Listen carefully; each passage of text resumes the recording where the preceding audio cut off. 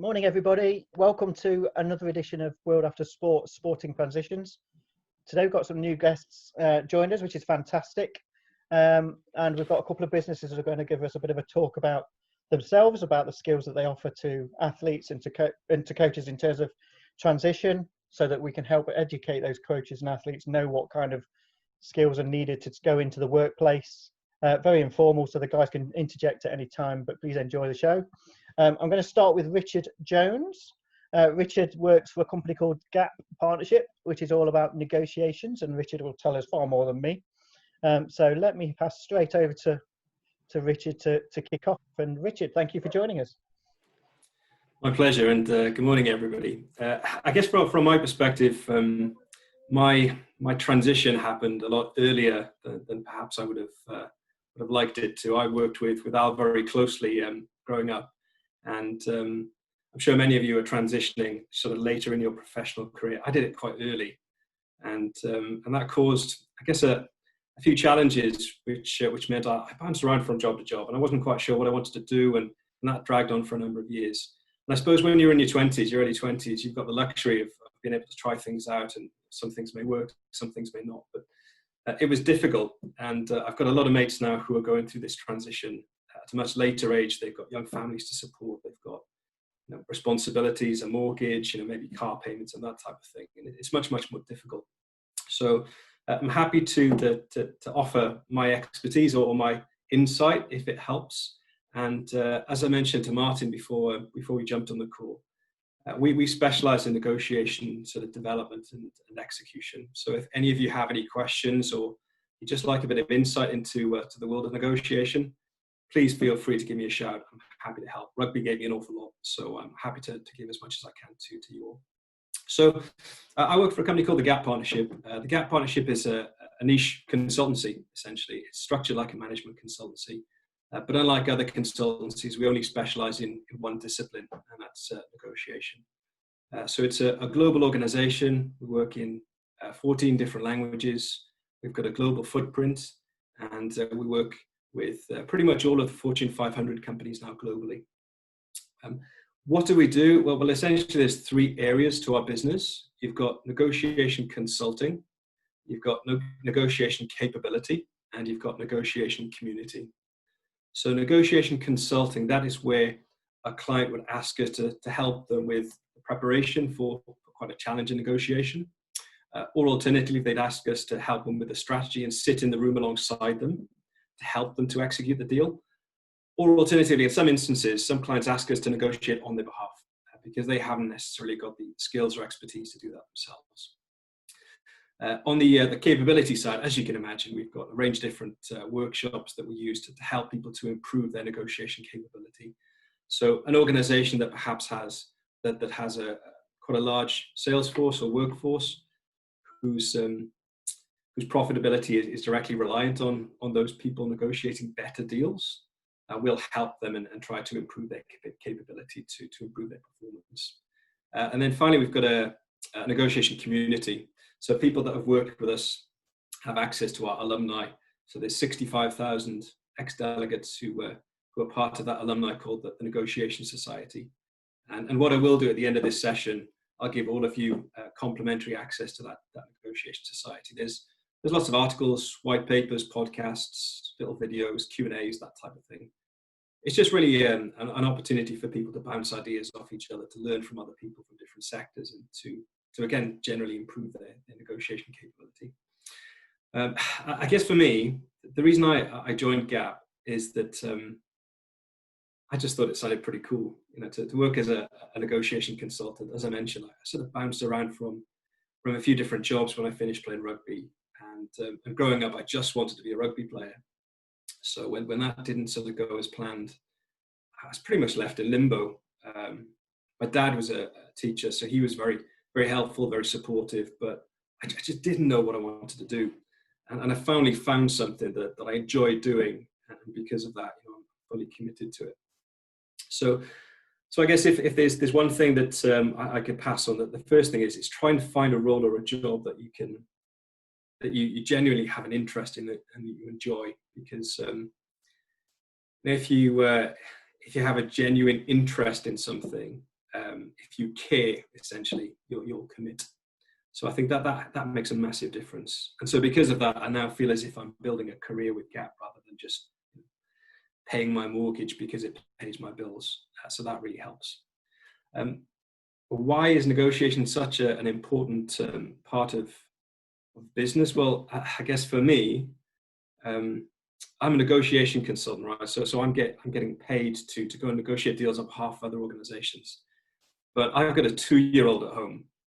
And for many of you who've got partners or families, I negotiate far more at home with my wife and my daughter than I do in work, because negotiation is a genuine life skill, and I find that in everyday life, it doesn't matter whether you're trying to get out for a beer, or whether you're trying to buy a new car, or whether you're trying to negotiate a big deal on behalf of a big organization.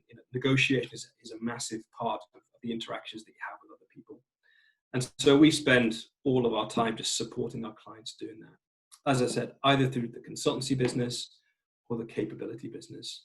The community is essentially just a way to underpin everything and to provide people with an ongoing learning journey. I guess some of you may think, I've never heard of a negotiation consultancy before, but you'd be quite surprised how much and how ingrained we are with lots of the organizations that we work with. You, for example, may train for 7 or 8 years to become a qualified lawyer, but then the profitability of the law firm is heavily influenced by the deals that you do with your clients. And at no point over that 7 or 8 year period when you're training to be a lawyer are you taught how to negotiate. So it is I guess a soft skill.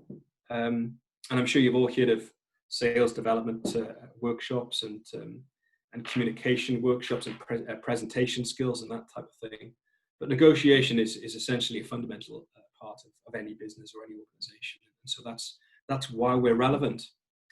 I suppose without going on and talking too much about the business, does anybody have any questions about that? Or does anybody have, I guess, any questions to ask about what we do and how we do it?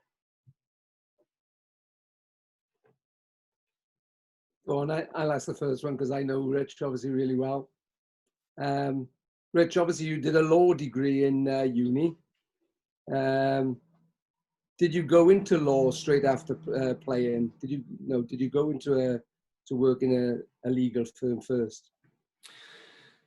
No, I didn't. Funny enough, Al. When I was in school, I just wanted to be a rugby player. I mean, I pretty much grew up with yourself and Mostyn with the Dragons Rugby Trust, and you guys were really supportive. But I just wanted to play rugby, and I guess I was doing quite well. Sort of by 19. I played for the Wales 16s, 18s, 21s, 7s, and I played 5 or 6 times for Cardiff senior team.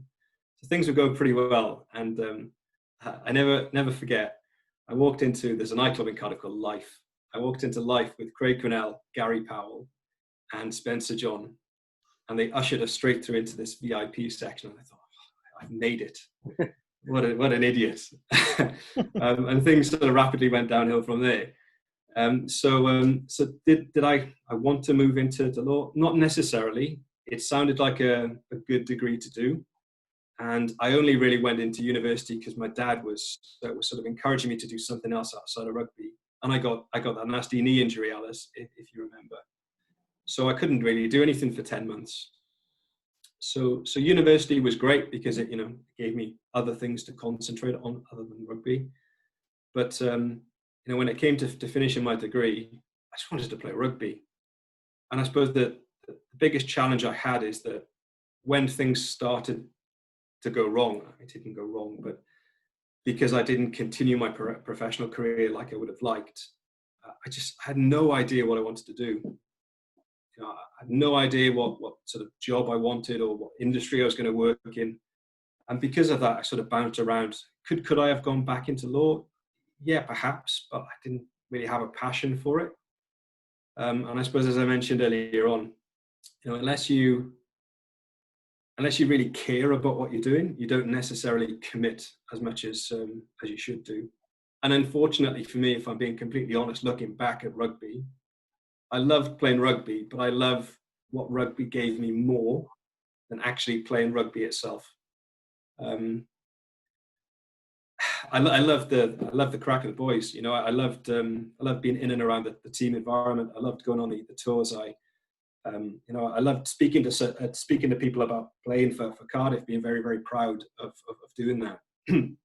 But you know, training on a Tuesday night, you know, in Cardiff when it's hammering down with rain and it's -2, you know, I didn't enjoy that as much as I perhaps should have done. So for me, that the transition came earlier than a lot of other people, which, looking back, was actually a benefit, because I had 4 or 5 years to make lots of mistakes where I didn't have lots of financial responsibilities. You know, I could just have a crack, and if it worked, great. If it didn't, then so be it. So it helped me. But there's a lot of my friends now who are going through the same process, and they're finding it much more difficult. You know, they're too old to become to be offered graduate jobs, and they can't take very junior roles because they've got financial commitments that won't support that. So it's bloody hard. So in your current role, obviously I know what you do with the gap and you know, everything that you are doing, but what about the sort of transferable skills then? So do you recognize a lot of the stuff in negotiating which could have been done more when you were playing, or do you reflect back and go, oh my God, that's the same as a rugby environment, I should have negotiated that, or communicate, and you know, because youngsters don't, do they? You know, as a young player, as you say, they just play rugby. But well, can you see a big transferability from what you're doing now to what rugby can offer? Yes and no. So let me explain what I mean by that. Are there transferable skills from rugby into work? Absolutely. Dedicated, being diligent, you know, wanting to improve, being focused, being driven, you know, being resilient. All of those things, rugby is perfect for to help you when you move into the world of work. The issue I found is that you have lots of transferable skills, but those skills need to be executed completely differently in the world of work rather than, you know, playing rugby.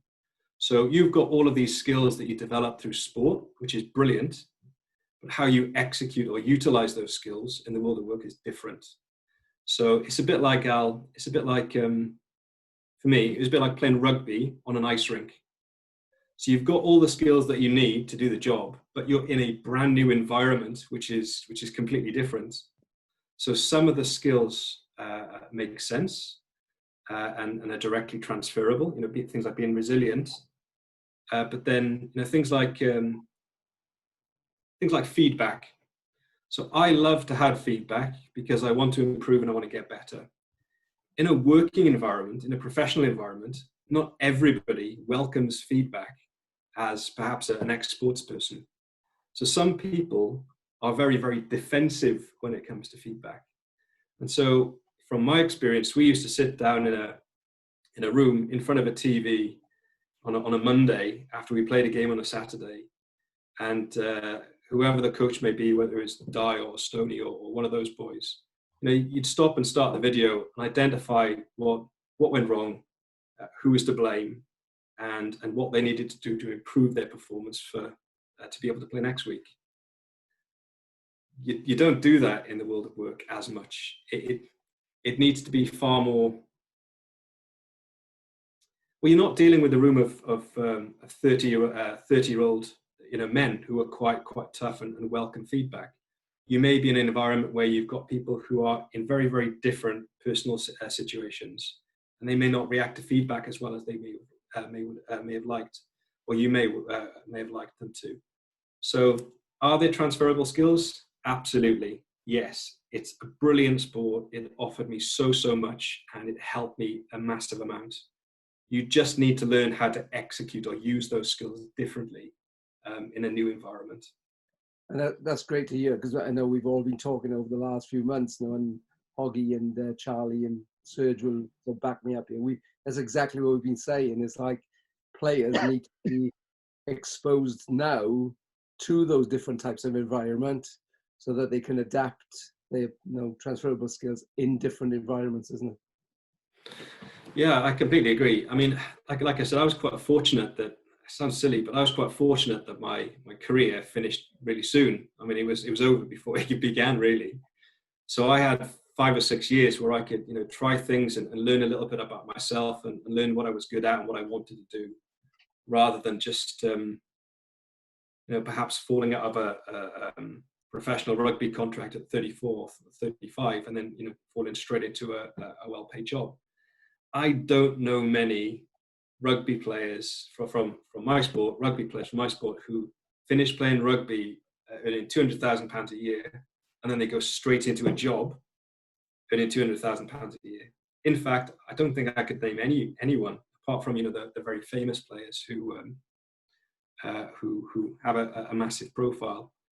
So you tend to find that a lot of the boys that I played with tried to do something alongside sport, and those that did moved very, very quickly into good jobs. Andrew Lewis is a great example. He's a director of a big financial company now, investment company in Cardiff.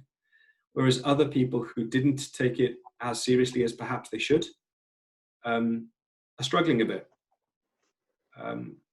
It's not their fault, but they perhaps didn't have the foresight to try and do something a little bit different outside of rugby to help them integrate into society after rugby.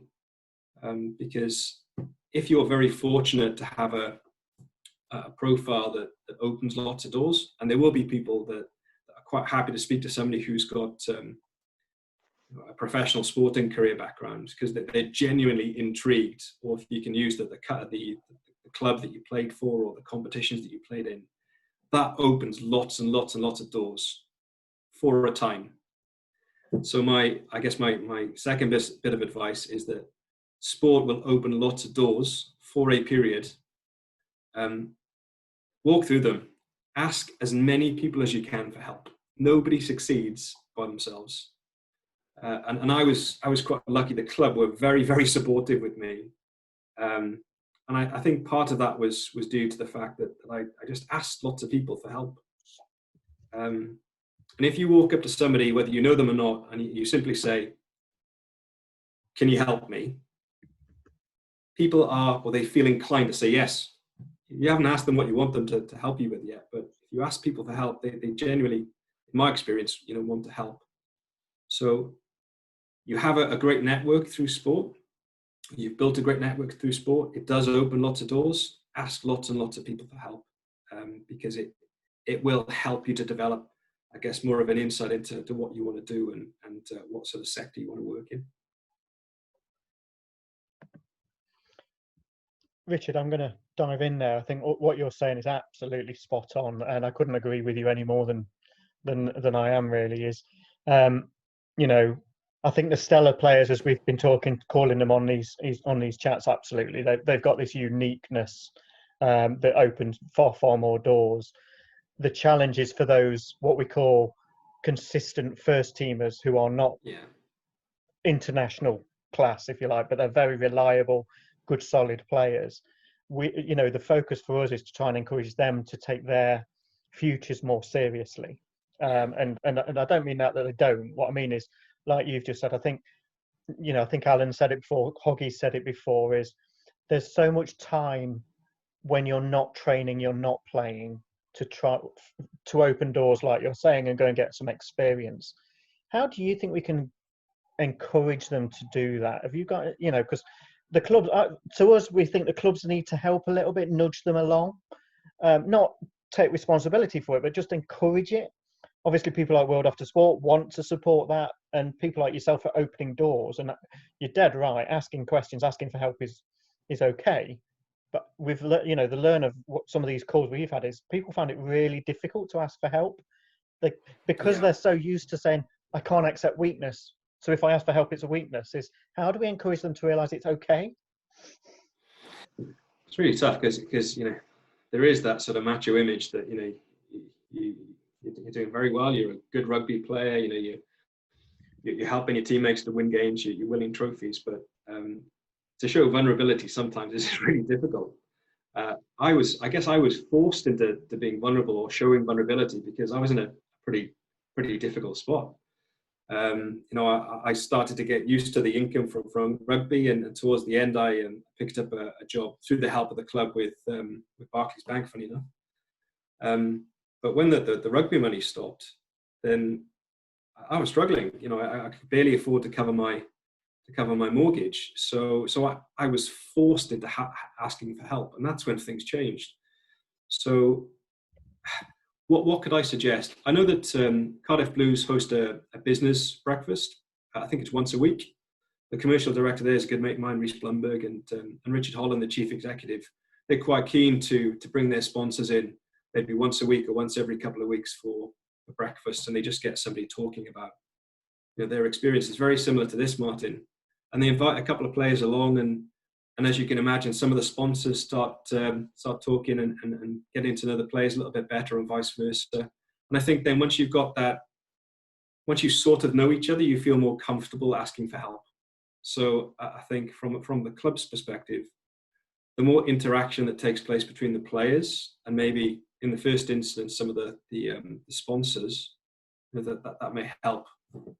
A very good mate of mine who's finished at Bath recently, Darren Allinson, he was in a similar position, but I know Dyson help and do an awful lot with Bath, he tells me. So that would be the first thing. If the clubs could host some sort of breakfast or event on a regular basis and invite players to come and sort of interact with people who do completely different things, that should provide a bit of insight and intrigue and help people to understand what they want to do.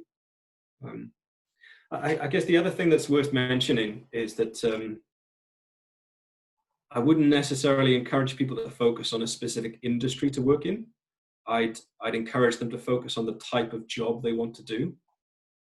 So to explain what I mean by that is, in most organizations that are service driven, or provide a service, most organizations are structured front, middle, and back office. So your front office teams are essentially those that deal with clients. They are sales, relationship management, business development. Your middle office teams then tend to be your client service team who manage the contract with that client once it's agreed. And you'll also have the technical member of the team, the people that are actually delivering the work, sit in that middle office. And then the back office would be essentially your support functions, your procurement, L&D, finance, legal, those types of business units.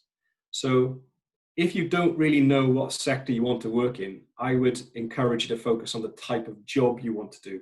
Because in most industries, you will have a front office, sales team, you'll have a middle office or delivery team, and you'll have a back office, essentially a support function.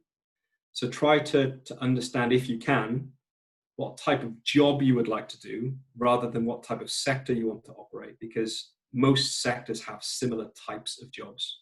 So the reason that I fell into doing what I do is that I moved around a little bit after rugby finished. I lived in Germany for a couple of years. I got sort of, through a friend, I got introduced to a guy that had an investment consultancy in Hamburg. And then I moved to Brussels, so I was there for a year. And what I found was that I just liked speaking to people. I liked listening to people. I liked asking them questions. I liked just catching up with people for coffees or over a beer or a dinner, just getting to know what made them tick. And so that encouraged me to find a role that was client-facing. If I like spending time with people, if I like talking to people, if I like listening to people, I'm more likely to like a client-facing type job, front office. If I'm more technical, if I like hands-on type stuff, if I'm interested in engineering or maths or something like that, then I may find that a better role for me would be a middle office role. And then if I want to have a specific qualification or I want a specific focus to my job, finance or accounting or procurement, buying and selling, or HR, then I know I want to try and find a back office job. So don't be too tough on yourself. You're probably not going to know what you want to do when you finish playing rugby. So try and focus on the type of role that you enjoy most, and then try and find that role within the sector that you would prefer to work in. I think that might help. I think that's brilliant, Richard. I'm going to add a couple of words in there which are key to what I think you've just said, and it'll help the other guys as well. It's about relationships. So the fact you talk to people is you are building a relationship which builds trust, which again is a skill set of an athlete, and a coach is trust, relationships, communication. These are again transferable skills, but what you said earlier about the execution of those skills will differ. And that creates adaptability, which creates another skill. And this is what, the aim of these conversations is to help the guys see that there's so many skills out there. And the front, middle, back office is a really good piece of advice because it helps you dovetail. And then obviously what we want to do is we want to support with those work experience opportunities, because we don't want them waiting to the end of their career to suss that out. We want to help during the career to suss that out. So by the end, maybe we've funneled them into such a certain, maybe it's one of those three areas. So again, but it's a role within. So like you said, sales at front and relation, IT in the middle, etc. So yeah, I think fabulous. Love it. Hoggy, I know you wanted to jump in. You got a question? Do you want me to come to you? Morning, Richard. How are you? Carl Hogg, currently coaching. Yeah, morning, Carl. I just found it fascinating. I think a lot of players are in a similar position where they actually don't know what they want to do, and they get so focused for the right reasons on rugby, is they don't have the opportunity to dip their toe into industry or into business. And it's fascinating to hear what you were saying. Clearly, got a law degree, bright bloke, but took 4 or 5 years to find out actually what you wanted to do. And I think the concept we're talking about World After Sport is utilising that 4 or 5 years in the middle of your career to go and get exposure to whatever line of work, but try and, as a rugby industry, try and support the players through that experience, and find out sometimes what they don't want to do or they don't like, to then come to 30 plus where actually, right, I know I want to hone it down and funnel, as Martin says, because it is fascinating because I think a lot of players are very similar where they don't know anything outside rugby and don't necessarily want to look outside rugby either. Yeah, I completely agree. And I suppose I was no different because you do a double fitness session on a Tuesday. The last thing you want to do is to jump in the car and go and sit in an office for 4 hours listening to somebody talk. It is really difficult, and I don't know the best way to go about it, but all I do know is that the more exposure you get to the world of work whilst you're playing, it will make you a more rounded player, because it will give you another interest to focus on outside of rugby. And whether you want to do some additional learning or you want to go and spend some time in somebody's office, that's totally up to you. But it would be beneficial, I think, to do that whilst you're playing, because I know that there were some players that I played with who just very intense. And they were so intense because they wanted to succeed so much, and that was brilliant. But for some of them, they were so intense because they had nothing else to focus on. They had nothing else to distract them from rugby. It actually caused them some mental health issues towards the latter part of their career. So I think actually it's quite a healthy thing to do, to have another interest outside of rugby. The challenge is having the opportunity to do something outside of rugby. And that comes through, as I said, asking for help, but also coming into contact with other people who you can have those types of conversations with. So I know that the Cardiff do that well. I'm not sure about other clubs because I was just at Cardiff, but I think something like that, maybe a business breakfast morning or something like that on a regular basis will help and allow people to have conversations about something other than rugby. I completely agree, Richard, and the ability for a player to go into a business, even if it's for 4, 5, 6 times, Wednesday afternoon or Wednesday morning and just say, okay, that's for me. I might pursue it at some point, or listen, that's definitely not for me. I just think as a sport, you're 100% right. I think we need to create holistic people. We talk about creating holistic people. Yeah. Actually, from a coaching point of view, all we want to focus about is, do you know your detail off launch, off line out? And I'm with you, is I think if you've got interests away from the sport, you'll actually be much more productive when you do come to train it in the rugby environment. Yeah, I completely agree. I mean, if you look at my job, for example, There are people doing my job who are qualified vets. We're sectorized as a business. And there are other people who do my job that have got like 2 GCSEs. So the point is that our business, and particularly service-led industries, it's more about the person than the qualification. It's negotiation is much more about EQ than IQ, because you need to build trust, as you mentioned, Martin. You need to try and gain a better understanding of what the other person is motivated by, what they want, and how you can use that to sort of drive a mutually satisfactory conclusion. So the more rounded the person, the more confident they feel talking to other people about other things outside of rugby. I genuinely think it will help, Carl. There are mates of mine who I played rugby with, who I'll introduce to friends. And my friend will, obviously want to get to know them a little bit better.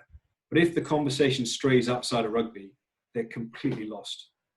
And I think that has happened with a lot of my friends who finished playing rugby. They've walked into an office because they've got a semi-well-known profile. They use the name of the club or the team that they play for as a way to get access. But then when the interviewer asks them questions about what interests they have and what they like to do and what they want to focus on and what career they want to develop, they don't know how to answer the question. And so because of that, it's very difficult for the employer to place them anyway, that then they're not sure what to do. So if you can start that exposure earlier, I think it will really help. By the way, just to build on that, the one thing I didn't mention about the company that I work with, the Gap Partnership, is we're sectorized. So we have teams who work in pretty much every business sector, everything from FMCG and retail to oil and gas, tech and telecoms, law and banking, trade union, public sector. So all different types of sectors. If any of you are interested in a placement, some work experience, or some insight from different sectors, let me know, because we've got quite a broad network. And so I'll be happy to make introductions if that would help. That would be brilliant. Am I all right to share what you offered us the other day, which is obviously talk a little bit more privately if needed, Richard? So almost walk through the process of negotiating. Personally, I might even do that because it's actually a good skill to know how to negotiate, and it's something you can apply to so many different things. My car dealing is pretty good, but some of my others aren't. So I think I might well take you up on the offer, but it's just for everyone else to know that Richard's very kindly offered to sit down, whether it's a one conversation, 3 or 5 conversations, to talk through the process. Really good of you, Richard, and it's been brilliant having you on. Has anyone else got any questions? So I've got a quick one, Martin. Yeah, go. Hi, Richard. Charlie Becker. Hi, Charlie. Jersey Reds in the Championship. Yeah. Playing in the Championship, obviously, it's quite a mixed league. There's younger players like myself who are still trying to make the step back up, and you find a lot of older players who maybe are, for want of a better word, kind of hanging on because they don't really know what else to do in some respects. I'm interested, obviously, you said you retired quite young. How did you know it was the right time? Was it forced through injury, or what circumstance was it? Because one thing I'm very keen is when I get past 30 or whenever it is, I don't want to be one of those players who you look at on a Saturday going, well, I don't really know why he's still out there. And you speak to lads after games, they're doing it because they don't know what else to do. They haven't planned anything. They're doing another season on pretty average money and destroying their knees, taking a lot of painkillers because they've got nothing else to do. So how did you know it was time to finish and move on? I guess the decision was taken out of my hands. I could tell you that, a nasty injury ended my career, and if I didn't get injured, I probably would have got 50 caps for Wales. That probably wouldn't have happened. I think. Of course it would, Richard. Of course it would. Don't worry, you would. There was just a culmination of a few different things. So I had quite a nasty knee injury, so I couldn't play for a year. I started then to go into university, and because of that, I had other interests outside of rugby. I quite enjoyed the degree I did. Then I came back and sort of played in the Sevens circuit a little bit. It wasn't as glamorous then as it is now. So that was good. I did a bit of traveling, and that was quite interesting because I hadn't really traveled very far before. And then the game turned regional, and I was still involved with Cardiff, and that was great. And then the following year, the Celtic Warriors disbanded, and a lot of the internationals from the Celtic Warriors moved across to Cardiff. And so the sort of the older academy boys, myself, and there were sort of 5 or 6 others, got moved down to the semi-pro, or to sit in between both. So that's what happened. What could I have done about it? Well, I could have looked to go and play for a different club. But from my perspective, and this is why I think I love rugby for the wrong reasons, all my mates played for Cardiff. And so I loved the fact that, I could catch up with all of my really close mates every week. We could play rugby together, have a few beers afterwards, and it was brilliant. I guess the other thing to consider was that I didn't have an agent at the time. I thought the idea of having an agent when I was 19 was, I thought it wouldn't come across particularly well to some of the coaches. I mean, Di Young was in charge there, and Geraint John. They just gave me the opportunity to start playing some senior rugby, which I loved. And what I didn't want to do is to then get an agent to go and sit down with Di and try and negotiate a much better deal. Whether that was the right or the wrong thing to do, it just didn't happen. So I just gradually fell into this this limbo where I was sort of working during the week and playing rugby on the weekends. And I just sort of enjoyed doing that. So it's really tough. I was comfortable doing that, Charlie. I was comfortable playing rugby with my mates in Cardiff and doing something a little bit different that interested me. That was enough for me. For other people, it won't. Maybe if it's maybe not going particularly well for you or one of your mates, you may want to look into to doing something slightly different. Know when to do that. I guess only you can answer that question. It got to the stage for me where I thought, I'm not going to be able to go back to play full-time rugby because my knee is not in great shape, and also by then I don't think I was good enough. A lot of the skills and the talent I had, I didn't utilize at a young enough age. And so because I started to become more distracted by other things, I don't think I was dedicated enough to get back to that level to warrant a professional contract. So I guess you just got to have a very honest conversation with yourself. If it's something that you're desperate to do and you're prepared to throw everything at it, then plug away for as long as you need to make it happen. If, however, you get that nagging doubt that actually, maybe this isn't going to turn out the way I expect it to, it may be the right time to look for other opportunities. Well, when I say other opportunities, by the way, I guess this is another thing I wanted to mention on the call. It's highly unlikely that you're going to find your dream job in the town that you live. The world is a very small place, but the world is full of opportunities. So be prepared to step outside of your comfort zone and maybe take a job in a completely different country. That may be quite difficult in the short term, but the journey that will take you on will make you much more employable in the longer term. So the only reason that I got my job doing what I do is because I moved around a little bit in Europe. I tried a few new different jobs, which I didn't particularly enjoy, but it was in brand new environment, new language, new culture. That allowed me to get my job at the Gap Partnership. It's all about people, and you're not always going to deal with a Welsh person or an English person. You may have to negotiate with somebody who's foreign or from a completely different culture or background or religion. So that really helped me. So I've waffled on a little bit there, Charlie, but I think when you know. Don't be afraid to sort of dip your toe into the water and try and do a few things whilst you're still playing, just to broaden your horizon a little bit. And then if you do decide to look to a career outside of rugby, don't limit yourself to Jersey. There's a couple of my mates who I finished playing rugby with, a couple of names you may be familiar with, but they weren't big names, but people like Tommy Isaacs, who was at the Ospreys for quite a while. So he finished his career playing professional rugby, and he was coming towards his 30th birthday.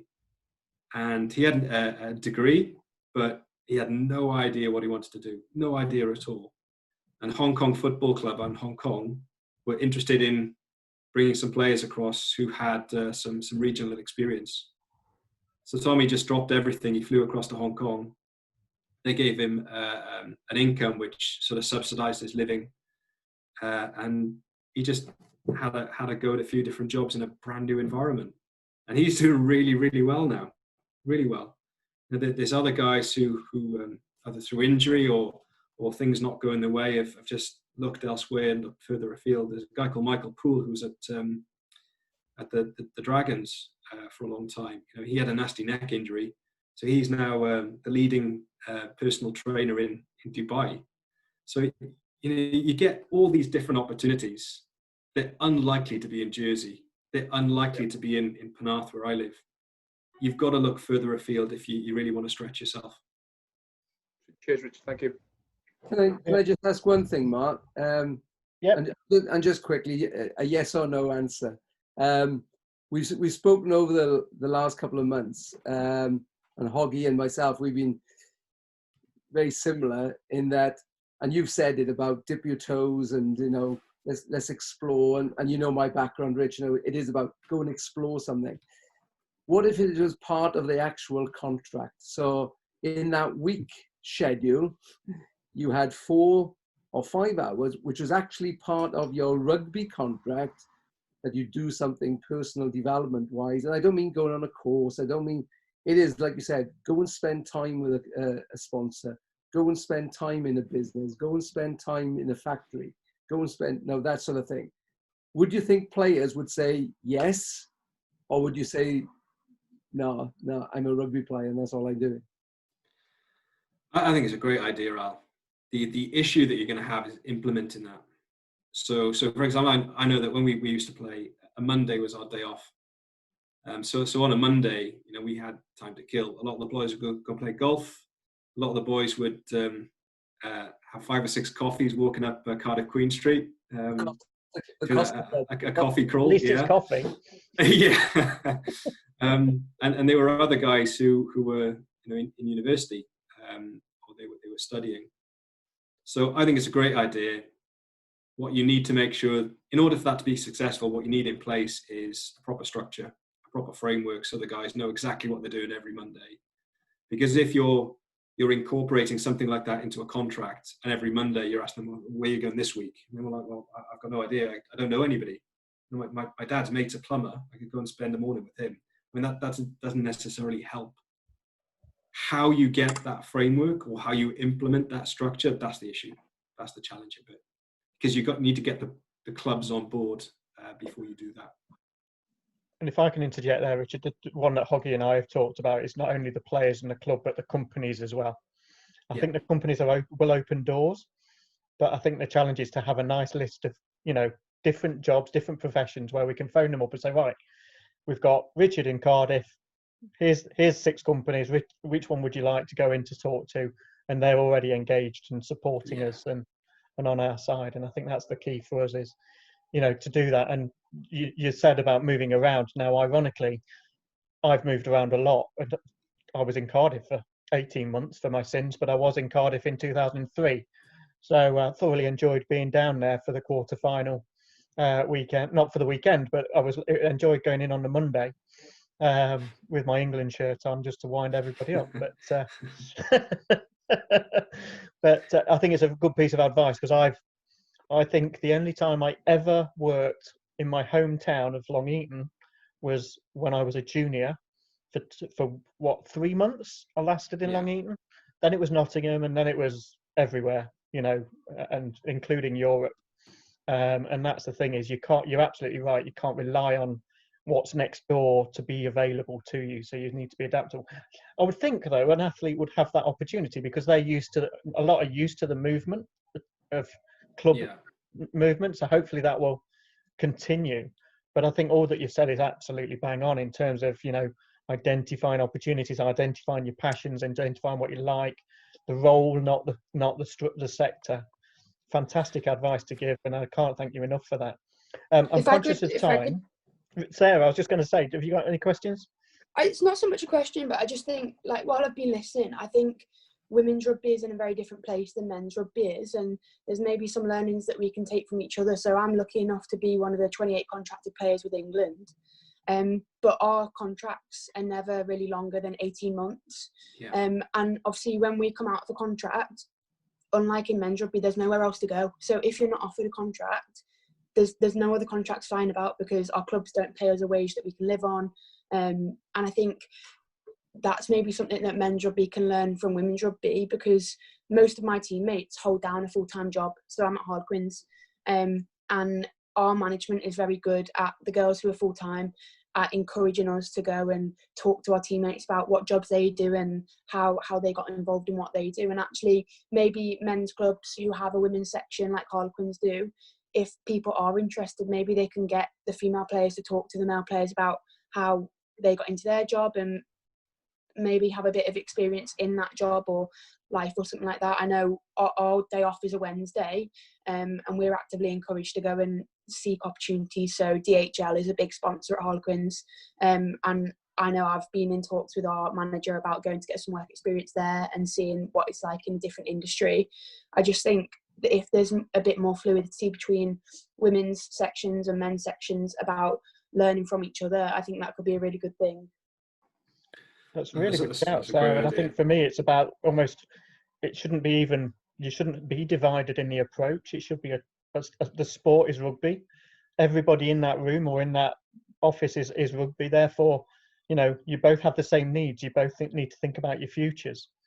And either way around, you're absolutely right. The men should be learning from women, the women from the men, the ones who've got experience versus the ones who haven't, etc. Because it's about, to me, it's like a community, and we talk about rugby family all the time, and this is what it's about. And it's, you know, you might have a fantastic introduction for one of the guys to say, do you know what? Yeah, I've just met the guys at DHL. I've been working with them 6 months. Why don't you go and speak to this guy here? He will open the door for you. So I think it's a really, really good shout. I think just to build on that, you talked about community as well, Martin. What would help is if you had a number of different companies affiliated with a club, because it's in the business's best interests to have access to high caliber people who are dedicated to doing a good job. So I don't know whether a lot of you know a great deal about recruitment, but if a recruiter places a person within a company, that recruitment organization could charge anything from 500 quid to 10 grand for that place. So if you've got a pool of companies who regularly need to recruit on an annual basis, and you've got an annual group of players who are either going to retire or they're going to want to try and find work, if there was a community of companies linked to a club, well, the company can access the players and the players can access the companies. I think that would help. It would save the businesses money. It would give them access to the high caliber individuals who want to work. And it gives the players access to companies that have jobs on offer. So that could be something to look into. Martin, Absolutely.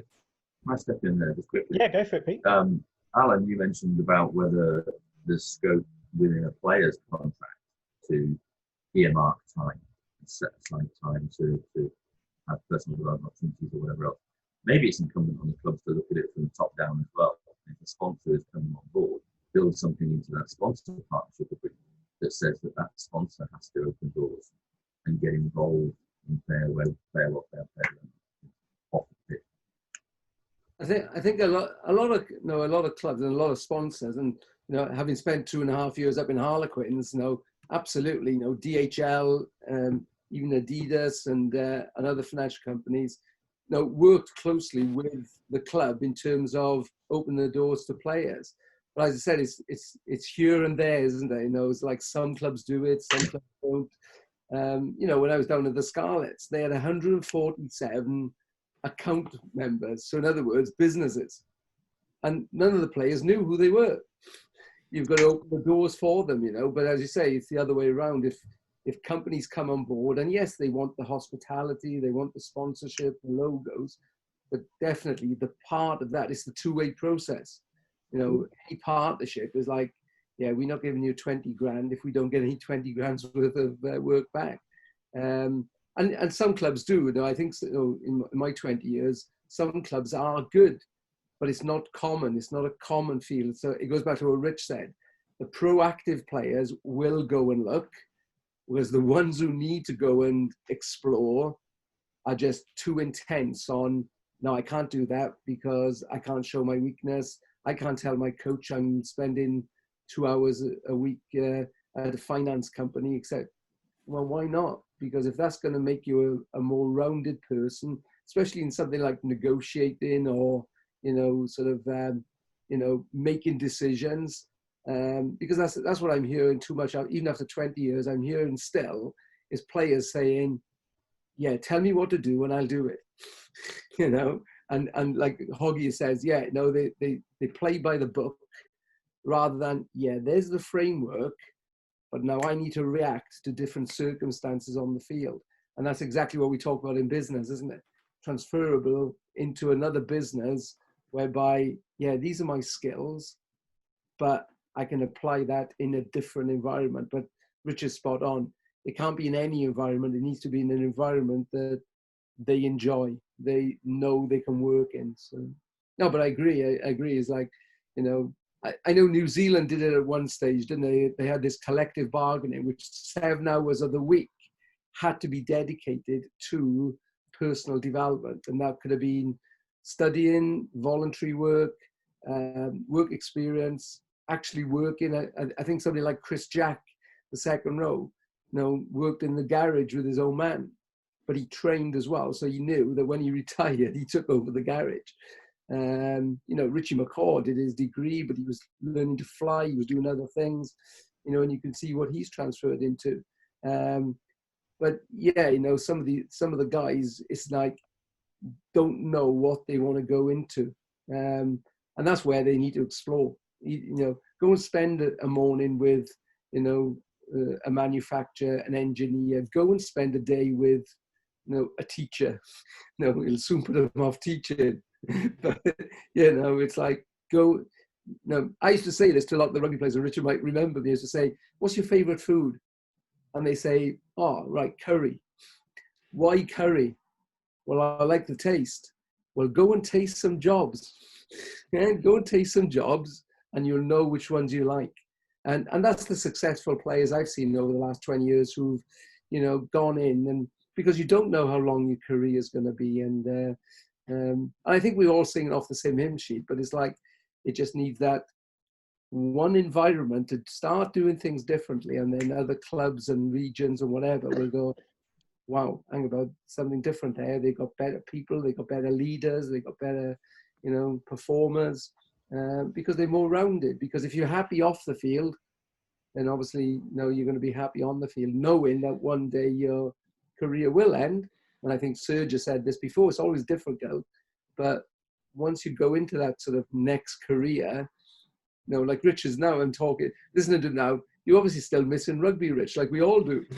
We all still miss it, but we move on. Yeah, we move on. But let's make sure that transition is smoother than some of the guys who, as you say, are just one-dimensional and hit that depression, and because they don't know what to do.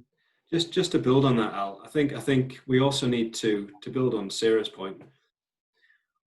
We also need to recognise that professional sports people have as much, if not more, to add a company than the other way around. As a player who's coming to the end of their career, or a sports person coming to their end of their career, that doesn't mean to say that you have to go cap in hand to a big company, pleading for a job. You've got an awful lot of experience, which 99% of that company don't have.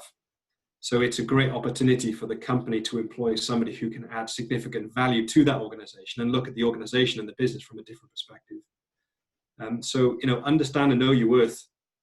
If you, as you mentioned, Sarah, you're an international rugby player, then you have had an awful lot of experiences. You've been under significant pressure in front of a lot of people, having to make decisions, in split seconds.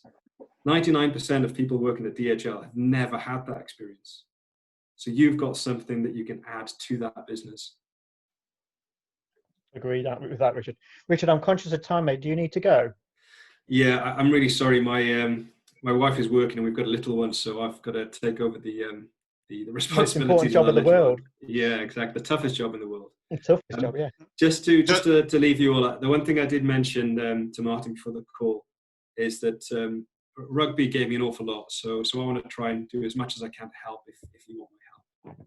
And because negotiation is such a big part of business, if any of you are interested, I'm quite happy to run, maybe 3 or 4 skill pill sessions, half an hour on a different element of negotiation over sort of 3 or 4 consecutive weeks.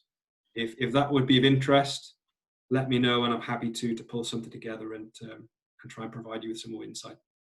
That'll be brilliant, Richard, and thank you, mate.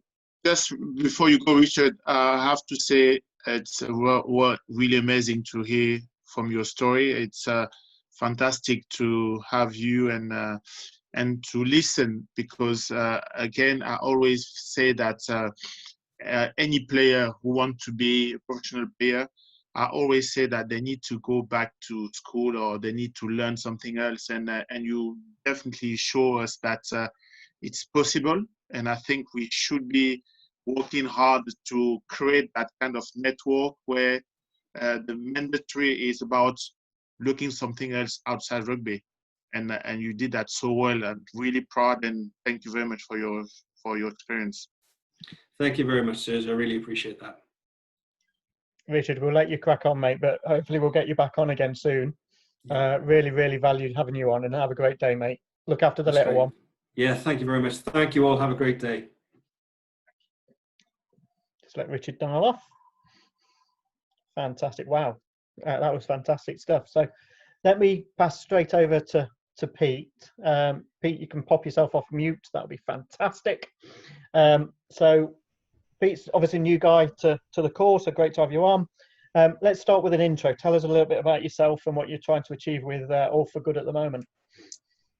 Yeah, thanks, Martin. Off the subs bench late last night, but valued sub, mate, an important squad player. What they call them now? They call them finishers rather than subs, don't they?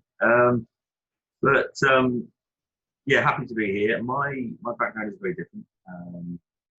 30 years in sport at various levels, but not as an elite player. I'd like to think I could have been elite, but never really got started. So I've worked in sport all of my career, from grassroots through to elite, which in my sense was multi-sport games environments, so Olympic games, Commonwealth games, World Student Games. But my passion for it started at university. I went and studied international politics, but as those of you who've been through the university environment will know the structure, I was elected Athletic Union president while I was there. Got into sport administration and never looked back. And I mean, Richard touched on it. I think we all need a passion for something in terms of our start point, and sport was certainly that for me. So at graduation, all my mates disappeared off to the States to work and then travel across America through the summer. I knew a job was coming up within the university sports structure, so waited. Ironically, the job didn't actually come available until October, so all my mates had come back having had a blast of the summer. But I applied for the job and got it. Was in university sport for 6 years, including 3 World Student Games. Then worked at Euro 96 on a contract. And all those games have just been reviewed on BBC and ITV recently, so it's quite nice watching those. And then got approached to go and work for the Youth Sport Trust, which many of you may be aware of in terms of school sport and community sport and education. Pete, can I just jump in? It sometimes fades out a little bit, so can you just try and speak a little louder for me? Yeah, I can. I mean, I don't know whether it's my internet. I've mentioned to you before, Martin, I had a few problems on Friday, whether my internet is a bit wobbly. So yeah, I left. I worked at Youth Sport Trust, and really got a passion for sport as a force for good, making a difference in communities and charities, and decided to leave to set up All for Good. As soon as I'd done that and handed in my notice at YSP, I got approached by the Olympics to go and work for Team GB. So an opportunity which I'd always sort of sought after to be at the elite of my game, as it were, in terms of sports administration. So I worked at the Olympics for 5 years, and then came away after Beijing in 2008. So All for Good is really where my passion is. It's using sport as a way of making a difference. So all of our clients are either charities or sporting personalities who want to make a difference. And we've got 3 core elements of our business: events, sponsorship, and consulting. So we try and go across the whole spectrum in terms of the ability we have to do something a little bit different, either with sports sponsors or, I say, through events for charities, and fundraising and raising profile. But I'm a one-man band. I bring people in on contracts as I need them for events or for other particular projects, but I'm a sole director. So everything from managing director to office junior, basically. So it spans the whole remit. So that's how we've got to where we are now. Brilliant. So what sort of skills do you think you would suggest an athlete would learn from, if they were working with you now, what sort of skills would you be looking for that maybe they've got some of, and like Richard said earlier, is maybe they need to learn to execute a little bit differently, but, in essence, hopefully they've got the groundwork?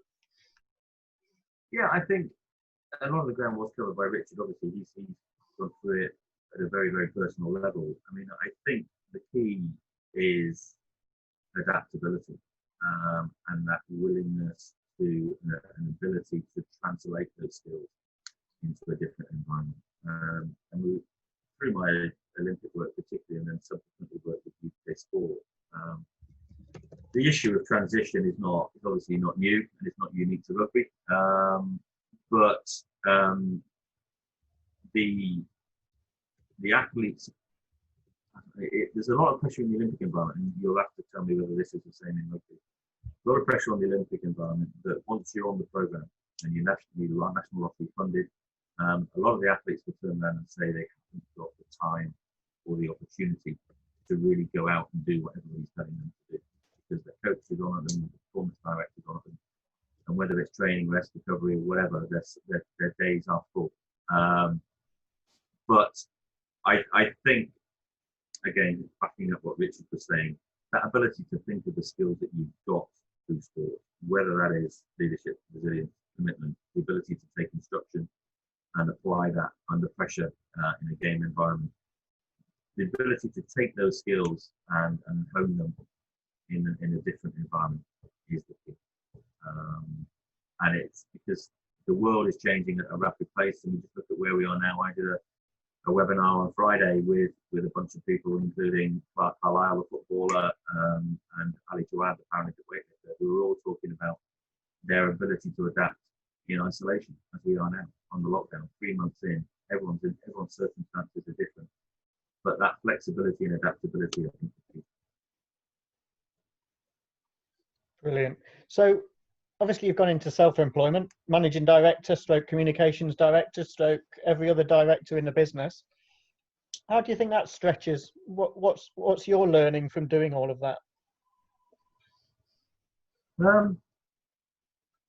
I think it was my choice. So I think I certainly went into it with my eyes open. But as I said, I mean, you have to be everything from managing director to office junior. You can't avoid getting your hands dirty, but at the same time, you have to be out there, like Richard was saying, doing the business development, being in the front office for the vast majority of your time. You're constantly having to look 6, 9, 12 months ahead in the pipeline to see where the next bit of business is coming from, while still delivering the events to all of your different clients on a day-to-day basis. I think, again, it's that willingness to live by your purpose. I think that's what drives me on. I think everything we do is motivated by this idea of making a difference. And I think if, again, that's what Richard was saying, if you find your niche, find your thing, that passion is what drives you forward. You've just said the word I was going to mention as well, which is the passion. So it's the thing that stimulates you to get out of bed every morning, isn't it?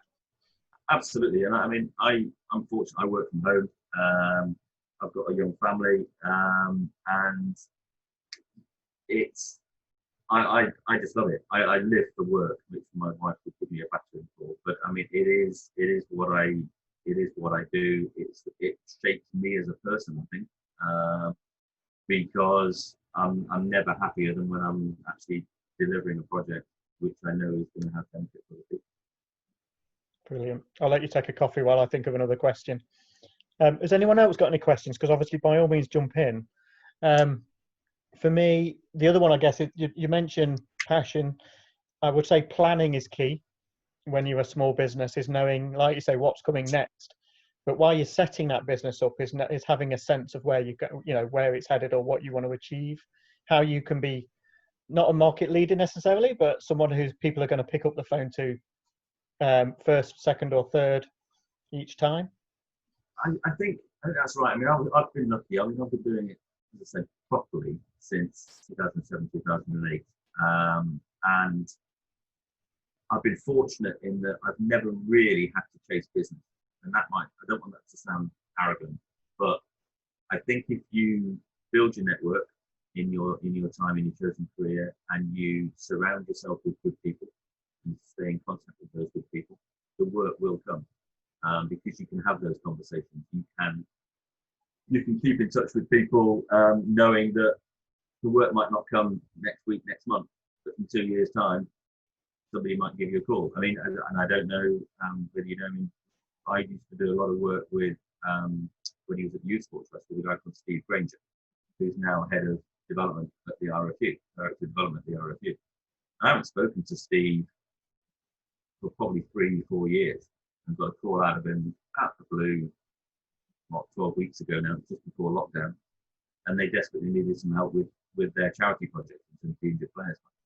So, I mean, I think I'm a firm believer in what goes comes around, and never to close any doors behind you. But I think if you do get surrounded by good people, stay in contact with them. Don't ever see reason to lose touch, because it's your network is absolutely everything going forward. Yeah, again, you keep stealing the word just as I'm about to say it, but spot on is the network is key. So again, for athletes, coaches, etc., one of the things that World After Sport look to do first is to make sure you've got a CV that is strong. Whatever you're going to go into, have a CV in place, but also your LinkedIn. And what I found with LinkedIn was invaluable is it stopped you thinking and going, just when you needed that name is you couldn't remember it. So having it on LinkedIn is a case of, okay, flick through, there they are. That's who I needed to speak to. I wanted a good person in communications. That is who I was, but if you've not got it on LinkedIn, remembering their name is an absolute nightmare just when you need to. So having that network close to hand of all of the people you've touched base with, whether it's in sport, in business, in life, is really, really crucial. And networking is invaluable as well, because again, today's opportunities come about from often more from who you know than what you know. And so keep those doors open at all times, because you never know when you're going to need to knock on that door. Like Serge has knocked on mine with regards to CVs, for example. You just never know who's going to knock on that door and say, oh, can you just help me out with this? Or help me out with that? Or I'm looking for an opportunity. Can you or do you know anyone? So I think networking are, very, very important going forward. Yeah, but also, has anyone else got any questions for Pete? No? Okay. So I'll keep going then, Pete, for a couple of minutes. So again, when you get the call from the RFU and say, can you help me out with the charity event, what sort of skills do you take there? Obviously, one should be knowledge, I would hope and expect. What sort of things, I'm guessing they're looking to arrange events, so therefore planning again, communications crucial. Are there any other things that we can help with the adaptability of an athlete or a coach to know what they can take into opportunity? Yeah, I think the crucial thing is, in many ways, is the people skills, Martin, in that I don't have any staff directly, so I've got no direct reports. I'm not waking up every morning thinking about doing appraisals and having to make sure that the welfare issues of my staff are in place and all the rest of it. And again, that's my choice. But I think when we've got 6 or 8 effectively retained clients, who might be charities or personalities or sporting sponsors, and you have to treat them as if they're all the only client you've got. And in the cases of the charities where I might be delivering events or projects on their behalf, you almost have to treat their staff as your team, and you're almost integrated into that environment. And so I think it's those open lines of communication. It's about being flexible to their needs and their circumstances. And I think that can be a little bit challenging now when everyone is so remote, in terms of the remote learning and the remote employment now. But I think what will come out of all of this crisis is I think people's, again, adaptability and flexibility to work a little bit differently.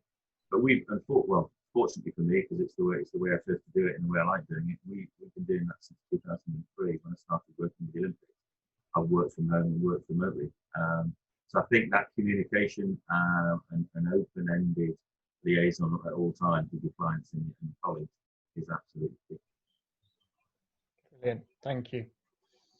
And I think again you nailed it in terms of the adaptability, because when you're walking into working with a company, whether it's the RFU or whether in my case it's been Barclays Bank, NatWest, Coots or whatever, you have to adapt yourself to the brand that you're going into and the company you're going into, because they all have slightly different views, opinions, beliefs, drivers, levers, etc. So being able to move with them is pretty important capability and ability to do.